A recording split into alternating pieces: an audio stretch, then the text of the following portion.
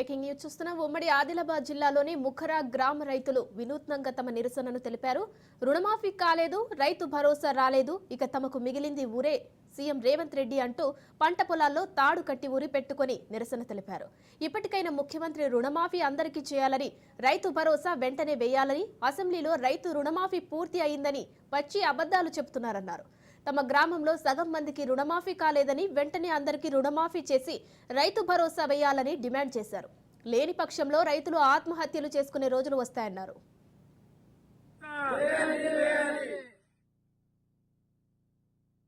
రైతు భరోసా రుణమాఫీ రైతు భరోసా రుణమాఫీ ఇక మాకు మిగిలింది ముఖ్యమంత్రి గారు రైతు భరోసా వెంటనే రైతు రుణమాఫీ వెంటనే రైతు భరోసా వెంటనే జై జవాన్ జై జవాన్ రైతు భరోసా రుణమాఫీ రైతు భరోసా వెంటనే రైతు రుణమాఫీ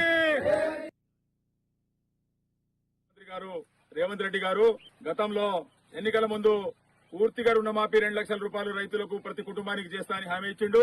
మరి ప్రతి రైతుకు రైతు భరోసా ఇస్తామన్నాడు. మరి ఇంతవరకు రైతు భరోసా ఇవ్వలేదు. దాదాపు సగం మంది రైతులకు రుణమాఫీ కూడా చేయలేదు.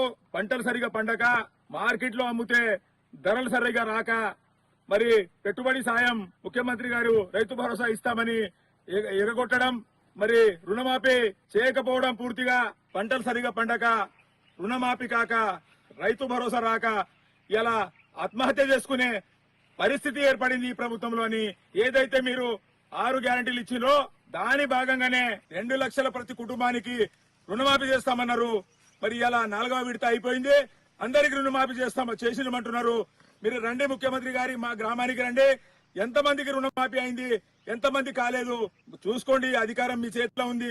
చాలా బాధతో ఇవాళ ఊరు వేసుకునే పరిస్థితి ఈ రైతులకు వచ్చింది. కాబట్టి మీరు ఒక్కసారి ఆలోచన చేయండి. ఉమ్మడి ఆదిలాబాద్ జిల్లా ముఖరా గ్రామంలో రైతులు వినూత్నంగా నిరసన తెలియజేస్తున్నారు. సో దీనికి సంబంధించి మరిన్ని డీటెయిల్స్ మా ప్రతినిధి శ్రీనివాస్ ఫోన్ లైన్ లో అందిస్తారు. శ్రీనివాస్, ఒక పక్క ప్రభుత్వమేమో రుణమాఫీ క్లియర్ అయింది, రైతు భరోసా అందరికీ అందుతుందని చెప్తుంది. మరోపక్క చూస్తే రీసెంట్ గా ముఖరా గ్రామంలో రైతు భరోసా రాలేదు, రుణమాఫీ రాలేదని రైతులైతే నిరసన తెలియజేస్తున్నారు. దీనిపై డీటెయిల్స్ ఏంటి? అయితే ఆదిలాబాద్ జిల్లా ఇచ్చోడ మండలం ముఖరా గ్రామంలో కూడా రైతులు వినూత్నంగా నిరసన చెప్పారు. పంట పొలాలపై వాళ్ళందరూ ఊరి వేసుకోవడానికి తాడు కట్టుకొని సిద్ధమై ఉన్నారు. తాడు కట్టుకొని సిద్ధమై మాకు రైతు భరోసా కానీ, రైతు రుణమాఫీ కానీ ఇప్పటి వరకు రాలేదు. రైతు రుణమాఫీ మా గ్రామంలో 50% మందికి రాలేదు, కేవలం 50% మందికి వచ్చింది. మాకు రాలేదు అని చెప్పేసి వాళ్ళు మన పంట పొలాలు తీసుకుపోయి దాదాపు ఒక 30 మంది ఊరి వేసుకోవడానికి ప్రయత్నం చేసిండు.